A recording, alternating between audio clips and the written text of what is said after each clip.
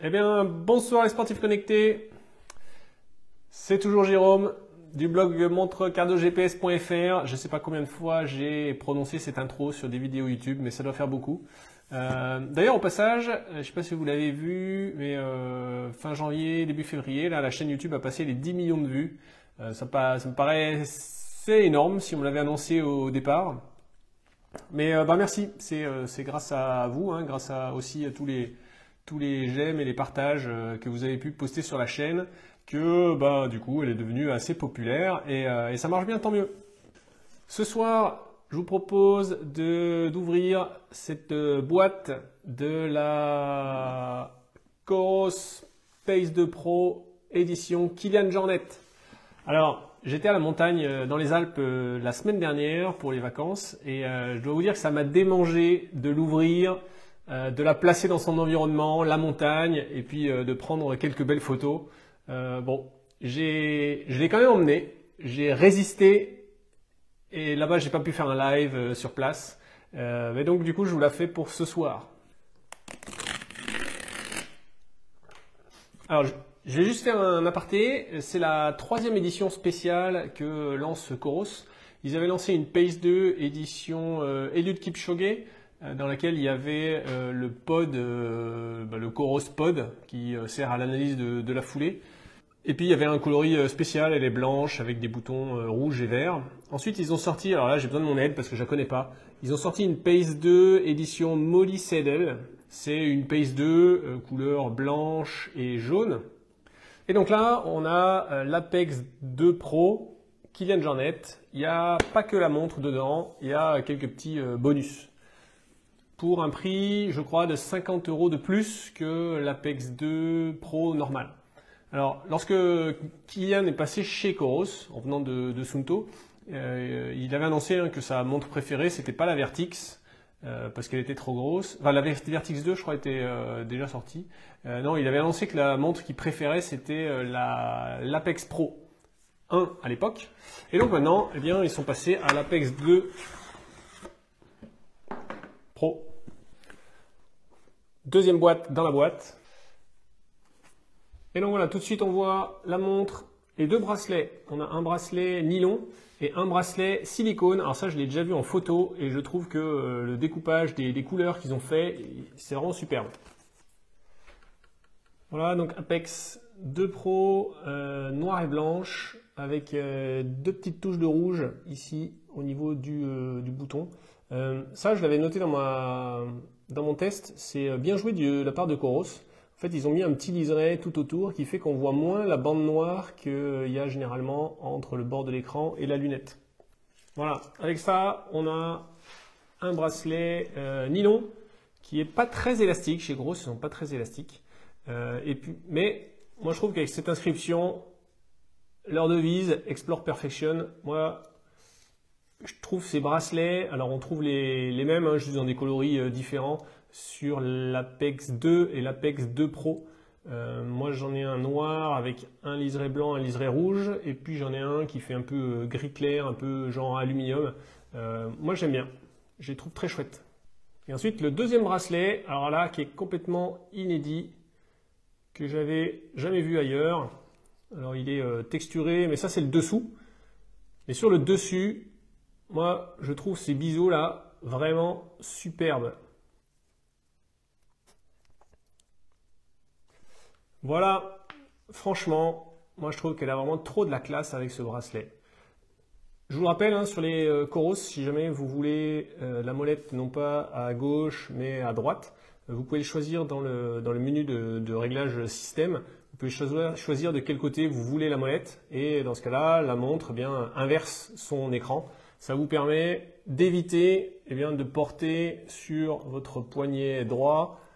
Si vous avez la molette côté main, des fois sur je sais pas, si vous faites de la musculation, vous faites beaucoup de pompes, des choses comme ça peut des fois frotter et être gênant. Et donc dans ce cas-là, vous la retournez et vous mettez la molette côté droit. Le bracelet silicone est vraiment très souple. Et là, en fait, il a une forme plutôt de trapèze que de rectangle en coupe. Et on voit c'est un peu biseauté là sur le bord. Et donc je pense qu'il doit être très confortable à porter. Et ensuite, eh bien, vous savez que Kilian a monté sa propre marque de textiles et chaussures normales. Donc on a une casquette, clairement, hein, casquette, je ne vais pas dire casquette pour le trail, parce qu'elle peut être utilisée pour à peu près n'importe quoi, mais casquette sportive, elle est ultra légère, aérée sur les côtés, et puis on a une petite bande à l'arrière avec un clip pour l'ouvrir. Voilà ce que ça donne.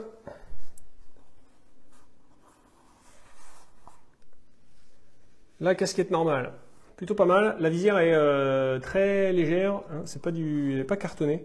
Donc c'est pour ça qu'elle tient peut-être pas forcément très bien la forme.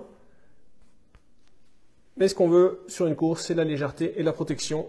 Ça marche. Bon, et après, le manuel là-dedans, le câble de recharge là-dedans, et je pense...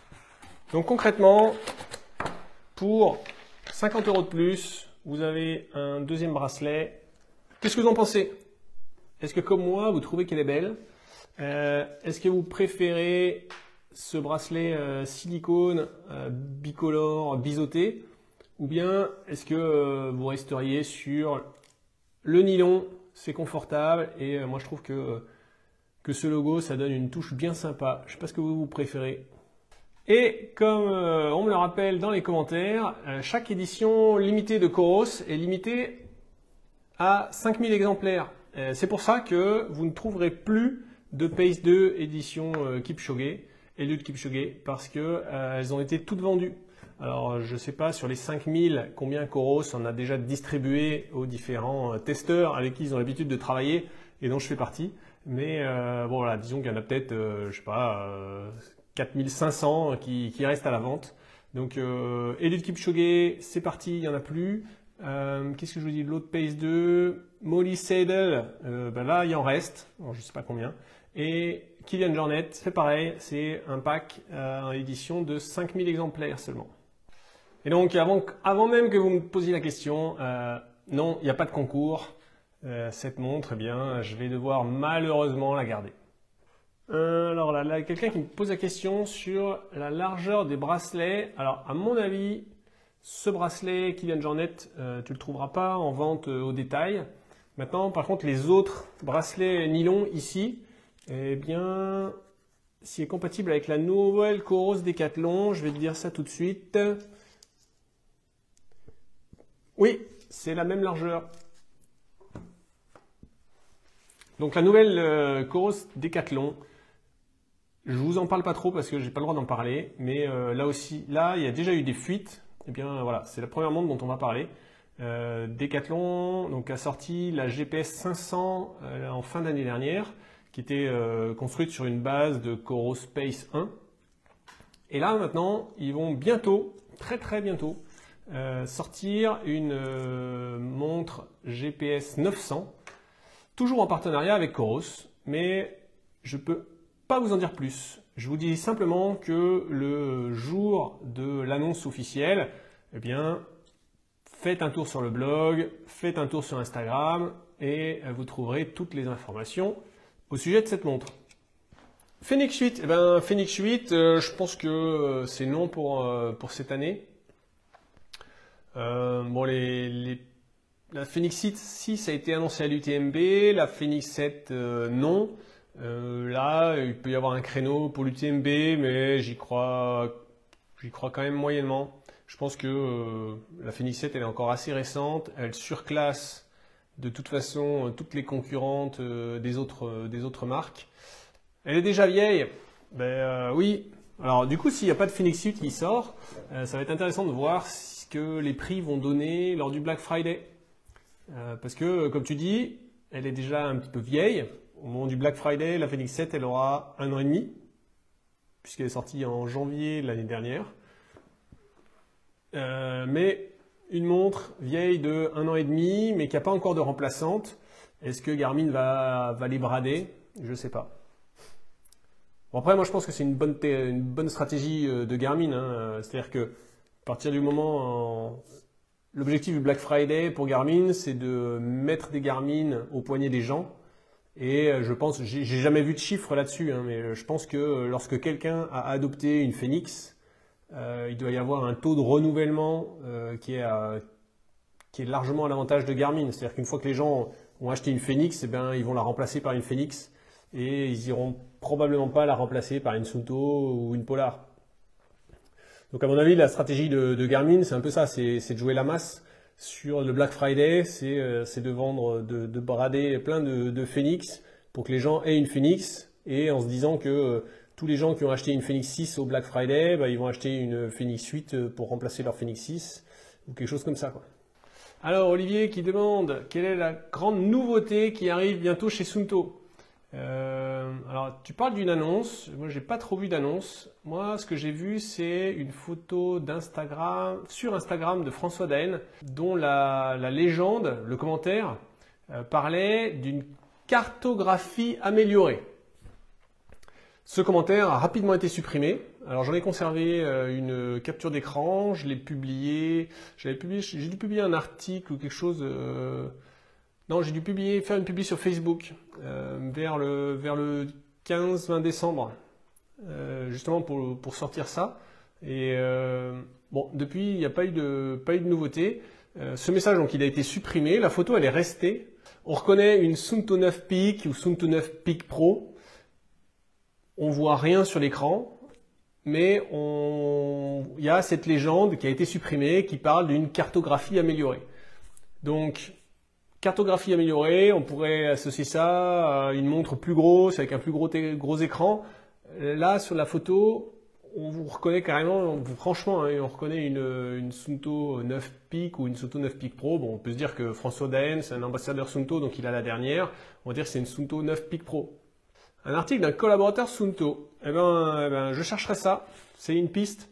Là-dessus, hein, merci, parce que que ce soit au travers de pas mal de messages que je reçois dès que vous repérez un truc à gauche ou à droite. Moi, je fais pas mal de recherches déjà de moi-même. Je suis connecté sur pas mal de réseaux sociaux à pas mal de gens. Et bah, parfois, ça arrive que c'est vous. Alors parfois, vous m'envoyez une info que j'ai déjà eue, mais bah, tant pis, hein, c'est pas grave. Et puis bah, parfois, vous m'envoyez une info que j'avais encore pas vue. Et ça me permet d'aller creuser, de choper des petites fuites, des petites croustilles comme ça. Et de les publier ensuite, d'en discuter, vous tenir au courant, d'en discuter sur un live, voilà. C'est toujours sympa. Et donc ouais, avec le temps et avec les quelques milliers d'abonnés, commentateurs, lecteurs, etc., et bien finalement ça fait un bon réseau qui permet de couvrir un peu tout ce qui se passe sur le net. Donc ben ok, bien vu Olivier, je chercherai cet article de collaborateur Suunto qui parle d'une grande nouveauté. Après, ils ont peut-être pris du retard, hein. D'ailleurs, une des grosses sources de fuite, c'est en fait des sites de revendeurs qui certainement programment la publication de leur page de vente pour une date. Et puis, lorsque la marque décale le lancement de son produit, ben, ils oublient, il y a un gars qui oublie d'aller changer la date de publication des photos, de publication de la page de vente.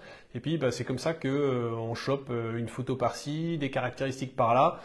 Je relaye pas toujours tout parce que il y a des fois, je vois des articles Suunto travaille, ou plutôt, je sais pas, Garmin travaille à la conception d'une Fenix 8.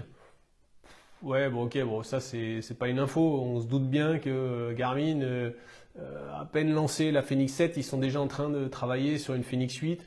On se doute bien que Apple, une fois qu'ils ont lancé l'Apple Watch 8, ils sont en train de travailler sur une Apple Watch 9. Donc bon, ce genre d'infos, moi je trouve pas ça intéressant, ça on n'apprend pas grand-chose. Par contre, dès qu'on trouve des visuels, des caractéristiques, parfois c'est tout bête, hein, mais c'est trouver un visuel avec un écran sur lequel on repère un écran que je connais pas et on essaie de comprendre ce que ça peut être que cette fonctionnalité, qu'est-ce qu'affiche ce nouvel écran. Bon, voilà, moi j'adore tous ces petits travaux d'investigation. Oui, j'ai fait la semaine dernière une enquête sur les prochains capteurs des montres connectées. Voilà, voir un peu ce qui se fait dans le domaine électronique, pas forcément encore intégré dans une montre, mais voilà, par exemple un capteur de glucose non invasif ou bien un capteur de lactate, voilà, des choses comme ça. Les prochains capteurs qui vont arriver. Et franchement, hein, si on a le jour où on a sur une montre un capteur de glucose en temps réel, un capteur de lactate en temps réel, voilà, le sportif, il peut devenir une machine. Il sait quel est le taux de lactate qu'il peut supporter. Il va adapter son effort pour aller frôler, tangenter au plus possible cette limite. Il sait quel est le taux minimum de glucose qu'il lui faut dans le sang, donc il se ravitaillera comme il faut. Il saura quand est-ce qu'il faut prendre une nourriture solide, une nourriture liquide, en gel, etc. Et là, bon, là, on sera peut-être déjà dans l'homme augmenté. Alors c'est intéressant Nasser, tu dis Garmin est vraiment en avance. Alors oui, ils sont vraiment en avance, mais je pense que c'est pas facile de conserver cette avance. Parce que maintenant, tout simplement, les nouveaux algorithmes que Garmin va devoir créer pour conserver cette avance sur la concurrence, c'est des algorithmes qui doivent être hyper recherchés, compliqués, qui sautent pas forcément à l'évidence parce que on n'a pas forcément besoin. Là, franchement, aujourd'hui, n'importe qui peut acheter une Forerunner 255 et il a tout ce qu'il faut pour s'entraîner, quoi. Il n'y a pas vraiment besoin de plus. Alors le petit plus, c'est, ça peut être la cartographie, ça peut être des choses comme ça, mais développer des nouveaux algorithmes d'analyse sportifs, je pense que c'est un boulot qui est très compliqué.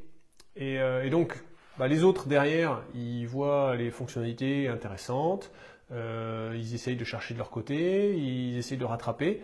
Et puis, bon, alors clairement, il y a aucun concurrent qui essaye de rattraper Garmin, parce qu'ils sont conscients qu'ils n'arriveront pas à lutter contre Garmin sur tout l'éventail des fonctionnalités. Mais pour Garmin, je pense que c'est compliqué. Regardez, dites-là en commentaire, là, quelle idée vous avez pour la Fenix 8? Quel est un prochain algorithme? Qu'est-ce que vous voudriez que votre montre fasse? Qu'est-ce qui vous manque pendant vos entraînements ou pendant vos courses? Oui, voilà, donc comme dit Cédric, et ça je l'ai déjà mis dans quelques articles, hein, l'entrée de gamme aujourd'hui, ça vaut le haut de gamme ne serait-ce qu'il y a 4 ans, quoi. Vous prenez une Forerunner 55 maintenant et une Fenix 3, et la 55, à part l'absence d'altimètre barométrique, elle se défendra sur tout. Vous prenez une Forerunner 255, bon alors là, elle atomise une Fenix 5. Il y a toujours le suivi d'itinéraire, il y a beaucoup plus d'algorithmes d'analyse, il y a la variabilité de fréquence cardiaque, il y a une puce GPS plus précise parce qu'il y a la double fréquence, il y a plus d'autonomie, enfin c'est incroyable. Nasser qui demande si l'algorithme de puissance sur les Pix, donc j'en déduis au poignet, peut remplacer le Stride. Alors aujourd'hui, il y a à peu près toutes les marques qui font la puissance au poignet. Il y a, alors si je les sors dans l'ordre, ça devait être d'abord Coros, ensuite il y a eu Polar, Garmin, Suunto, Apple, tout le monde fait la puissance au poignet.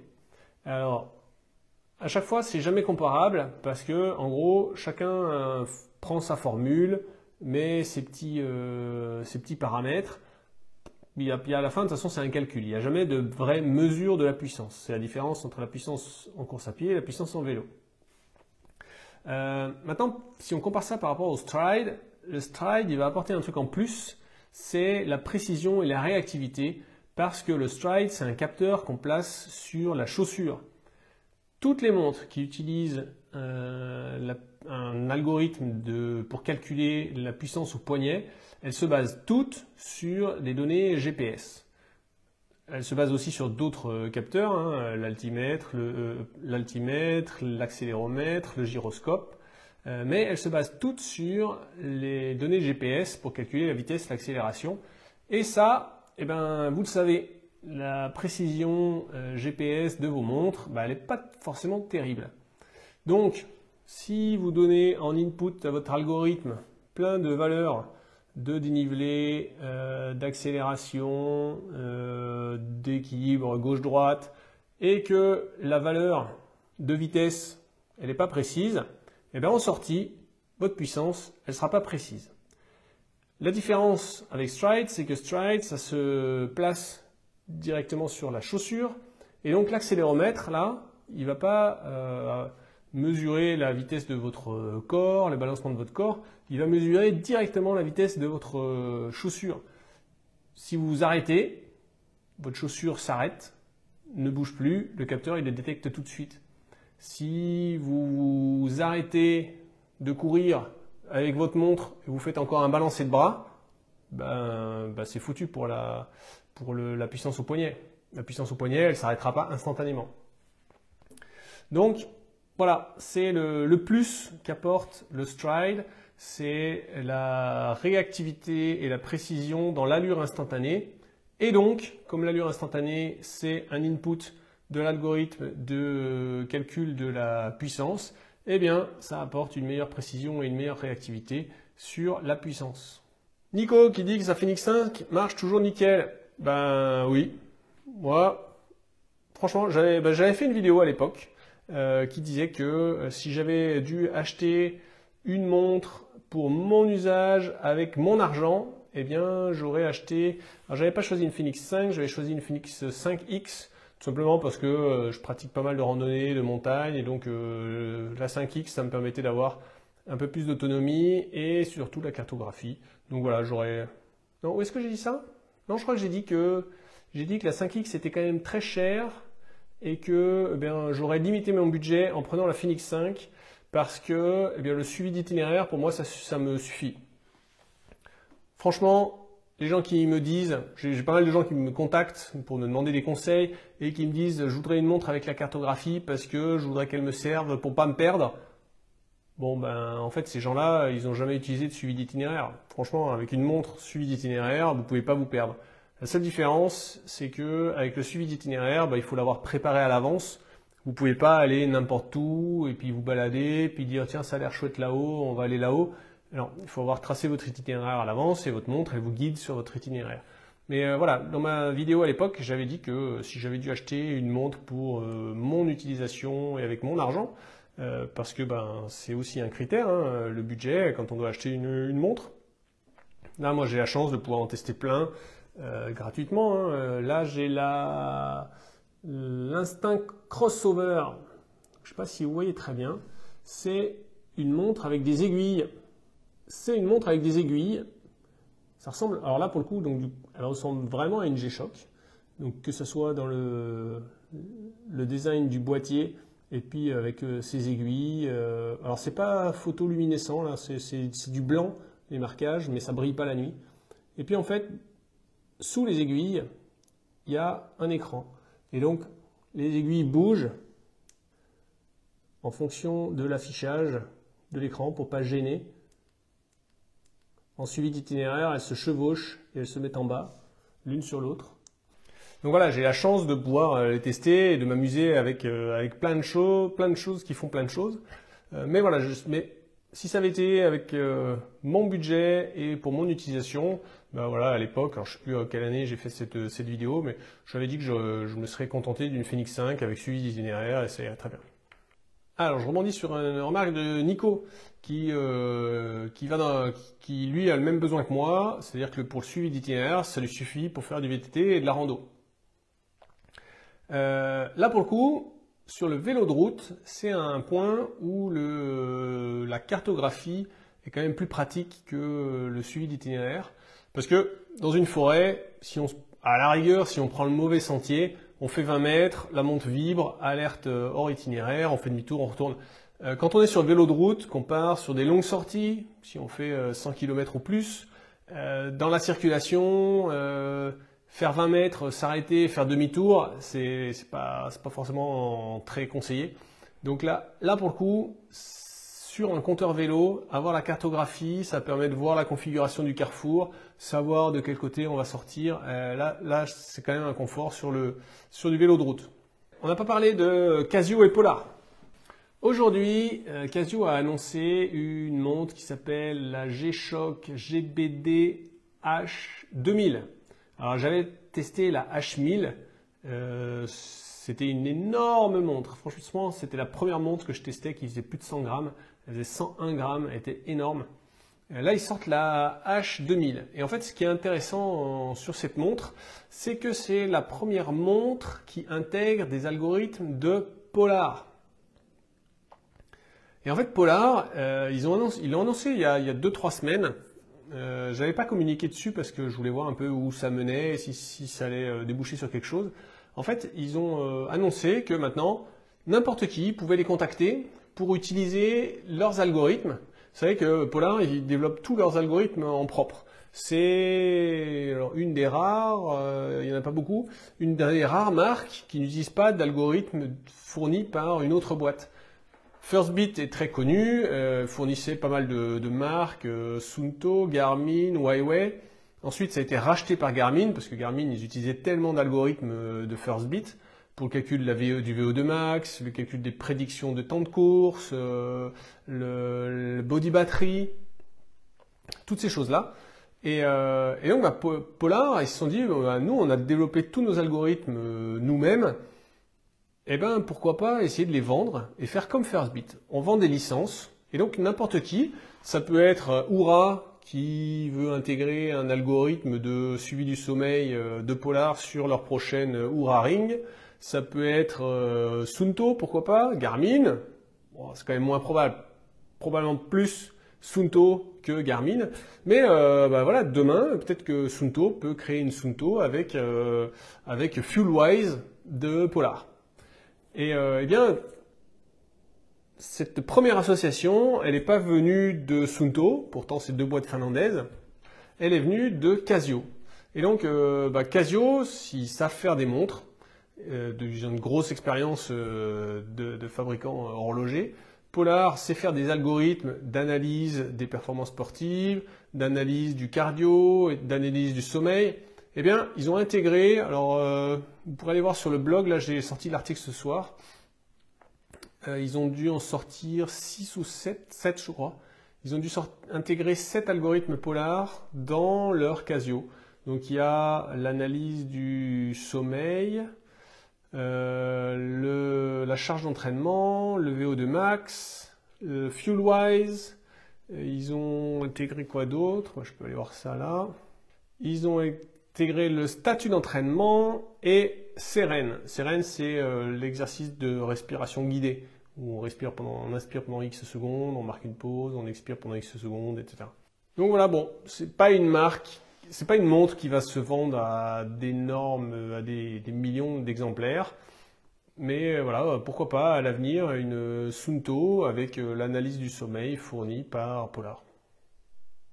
Suunto utilise encore un algorithme Firstbit pour la mesure de l'énergie, la recharge, comment ils appellent ça? Les ressources. Les ressources, c'est le body battery de Garmin. Donc là, c'est le même algorithme, c'est l'algorithme de Firstbit. Donc là, alors Polar n'a pas d'algorithme équivalent, mais pourquoi pas avoir un statut d'entraînement, par exemple. Ça, c'est quelque chose qu'il n'y a pas sur les Suunto. Eh bien, pourquoi pas avoir un statut d'entraînement qui sera fourni par Polar. François qui pose une question sur la cartographie, qui ne voit pas l'intérêt d'avoir une petite cartographie sur un petit écran au poignet.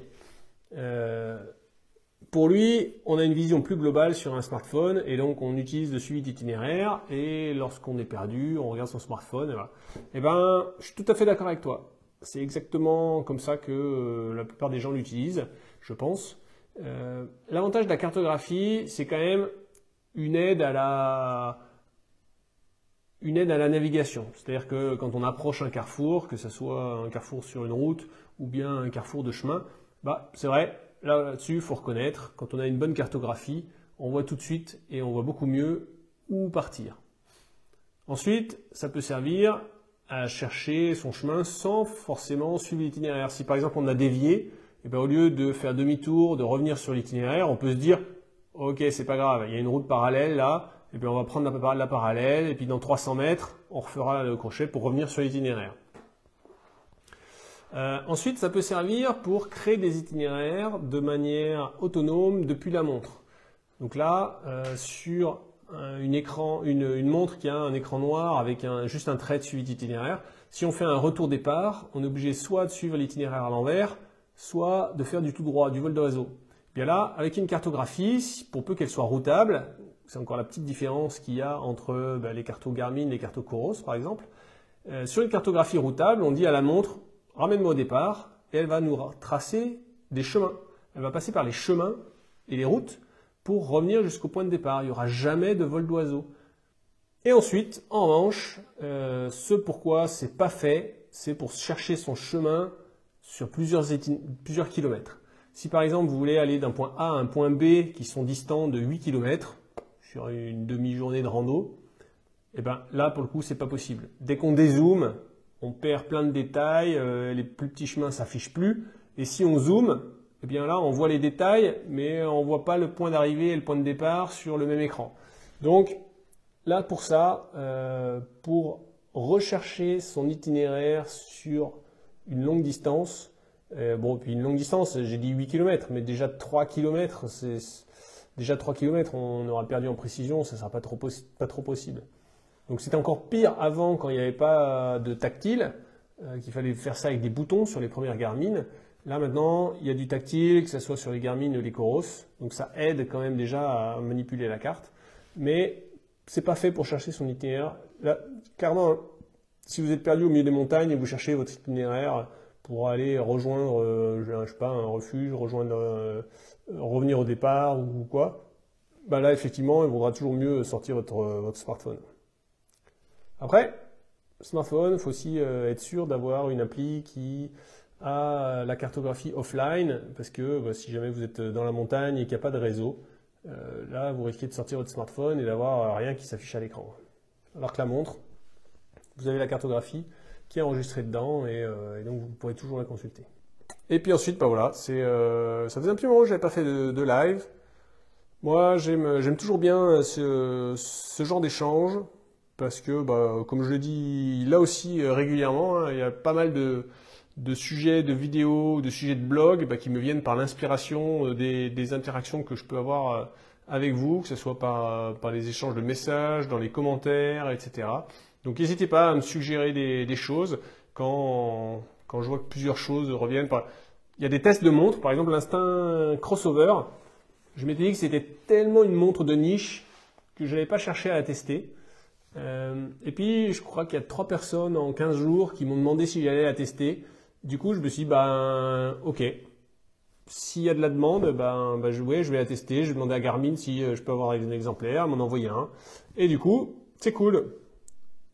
C'est plutôt une montre à outdoor, donc avec Garmin, on a essayé de caler ça pour que je puisse avoir ça pendant les vacances, pour pouvoir l'emmener à la montagne, faire un peu de ski randonnée, et puis voir un peu comment ça se comporte, si les aiguilles, ça gêne pas le suivi d'itinéraire, toutes ces petites choses-là pour lesquelles il faut avoir fait des vrais tests et pas juste regarder quelques photos et une fiche de caractéristiques, quoi.